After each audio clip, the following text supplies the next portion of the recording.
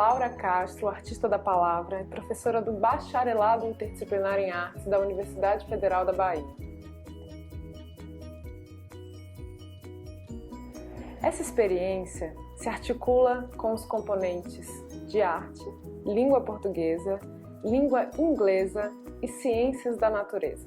A proposta é criar um projeto temático em que os estudantes imaginem-se no futuro, representando escolhas, projetos de vida e inserções no mundo do trabalho. Os estudantes deverão também projetar outros contextos socioambientais e urbanos que desejarem, fazendo isso com crítica e reflexão. Tudo isso estará retratado em uma história em quadrinhos que os estudantes desenvolverão em dupla, posteriormente editando um pequeno livreto artesanal com a história impressa. A duração é de aproximadamente 7 a 8 aulas. Para essa experiência, você vai precisar de papel A4, papel craft ou cartão, lápis de cor e canetas coloridas. Para encadernação, você pode usar agulha, linha encerada e pregador, ou elástico ou grampeador. No primeiro momento, você faz uma roda e apresenta aos estudantes a proposta. Em seguida, pede que eles contem sobre suas expectativas de vida no futuro, quando saírem da escola. Neste sentido, é importante também discutir os desejos em relação ao mundo do trabalho e aos contextos socioambientais e urbanos que os estudantes estão inseridos. Já no segundo momento, você pode formar duplas e pedir que eles criem um primeiro roteiro de uma história em quadrinhos. Uma história em que os estudantes se encontram no futuro 10 anos depois. Aqui é importante deixar que os estudantes construam este esboço de forma livre, com desenhos e escritas ainda soltas, mas que pautem as seguintes questões. Como estão no futuro? O que fazem? O que desejam? Quais as diferenças em relação ao passado? Como está a cidade e o contexto planetário? Lembre-se de recolher esses rascunhos ao final desta etapa. No terceiro momento, distribua uma folha de A4 impressa com quadrinhos em branco, como essa. Distribua também o rascunho do momento anterior. Aqui, você já precisa orientar que os estudantes façam uma nova versão daquele que começou no rascunho, pensando a narrativa, as articulações entre texto e desenho de modo sequencial. Recolha a produção no final da aula. Essa segunda versão da história em quadrinhos você já pode ler de forma mais criteriosa, anotando observações em uma folha e pontuando questões de forma e conteúdo junto aos estudantes. Sendo assim, no quarto momento, devolva a produção de cada dupla e peça que continuem o trabalho. Passe por cada grupo, pontuando as suas observações e discutindo com os estudantes a trama, questões de começo, meio e fim, a estrutura, as representações gráficas de suas narrativas, bem como os posicionamentos críticos e visões de mundo que elas suscitam. Atenção, pois nesse momento as histórias precisam estar já próximas da sua versão final. Por isso, avalie as duplas que precisam de mais ajuda, esteja junto e estimule que as duplas que avançaram também possam auxiliar os outros grupos, criando assim um acompanhamento coletivo dos processos criativos da turma. No quinto momento, cada dupla passará a limpo a sua história em uma folha 4. Muita atenção à paginação. Por exemplo, quando dobradas e encadernadas, as páginas se embaralham. Perceba, para que vocês não se percam, é importante numerar as páginas antes de começarem a passar limpo, como no exemplo. Quando o estudante for passar a história em quadrinhos a limpo, é necessário que antes que ele comece a passar a limpo, ele faça uma numeração das páginas. Então ele pegue, dobre os papéis, simule aqui já a maneira como eles vão ficar encadeados e numere 1, 2, 3, 4, 5, 6, 7. Por quê? Quando ele tirar essa folha, ele vai trabalhar na página 2 e na página 7. Quando ele for trabalhar na 4, ele trabalha na 4 e na 5, mais atrás ele trabalha na 6 e na 3. A numeração na página vai ajudar que o estudante não se perca na hora que ele fizer a junção das páginas e que as páginas se embaralhem de novo aqui na encadernação.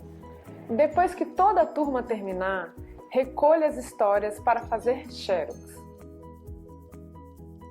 No 6º momento, todas as duplas já estarão com o seu material xerocado.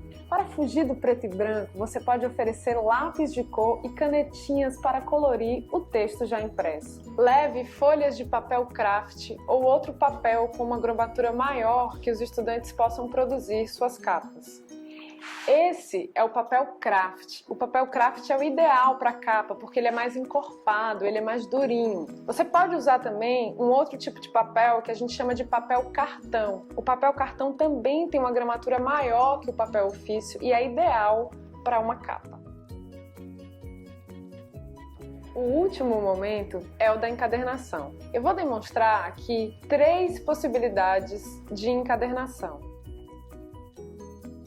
Essa é a opção talvez mais usual, que é com o grampo, com um grampeador. Então você pega o seu craft e faz um grampo que pode ser no meio ou nas 2 pontas. Então aqui você tem o craft junto com o papel, então você coloca bem certinho aqui no meio, junta e bate um grampo no meio, ou você pode bater um grampo nas extremidades para ele ficar um pouco mais firme, certo? Então aqui você tem já as suas folhas encadernadas.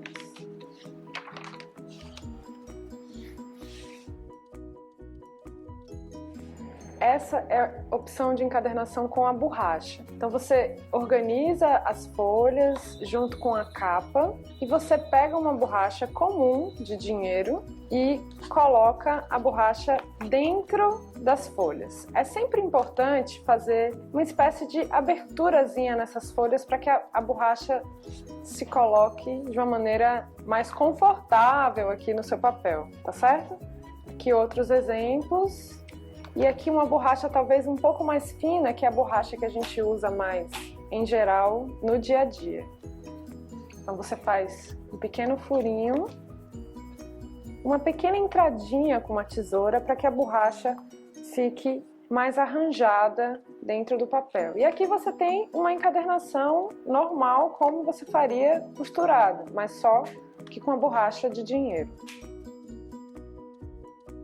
Vamos para a encadernação com costura. Então aqui eu tenho o craft, vamos imaginar aqui que o estudante já tenha feito a sua capa e aqui o miolo da história, certo? Então a primeira coisa é muito importante que as folhas estejam bem vincadas, certo? Quando dobradas. Então eu coloco aqui as dobras uma em cima da outra do craft com papel ofício.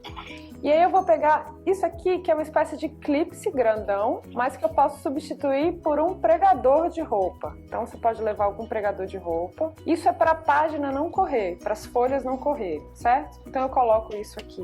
E aí eu preciso fazer furos antes de furar. Então é interessante que você coloque embaixo, onde você for furar, uma espuma dessa ou uma espécie de EVA também funciona. Então eu coloco aqui embaixo uma espuma. Isso aqui é uma gambiarra de um furador, que é uma agulha dentro de uma cola quente. Você aquece, né, a agulha e enfia dentro da cola quente, mas existem nas lojas especializadas, nas papelarias, um furador próprio para encadernação. Ou você pode furar com a própria agulha. Isso ajuda um pouco a você ter mais firmeza na hora de furar. Aqui também você pode fazer vários furos, mas eu vou ensinar a encadernação mais simples, que é com 3 furos apenas. Então você fura em cima, uns 3, 4 dedos para dentro do papel, mais uma abaixo.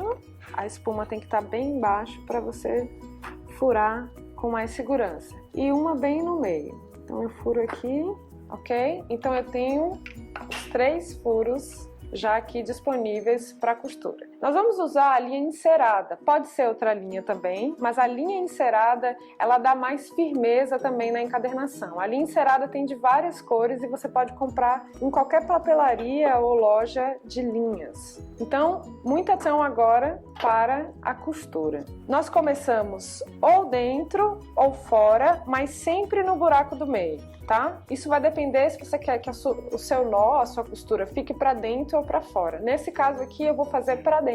Então a gente começa com o furo do meio. Então vamos até lá. O que é importante aqui nessa hora? Eu deixo um fiozinho solto. Eu preciso sempre deixar esse fiozinho solto aqui e eu fico com um dedinho nele para ele não correr à medida que eu for costurando o resto. Então ele é o do meio aqui. Então eu venho ou desse lado ou do outro, tanto faz. Então você vem para uma das extremidades. Se certifica que está bem apertadinho a costura. Eu passo ele para um dos lados, esse fio que sobrou, e vou até o último lá em cima, o da extremidade novamente. Então eu venho. Então aqui eu preencho o que faltou, certo? Então eu entro no do meio e retorno. É importante que a agulha ela retorne na direção oposta desse fiozinho que restou. Então eu venho aqui, me certifico de que está bem apertadinho, tiro a agulha e a mágica. Dou um duplo nó.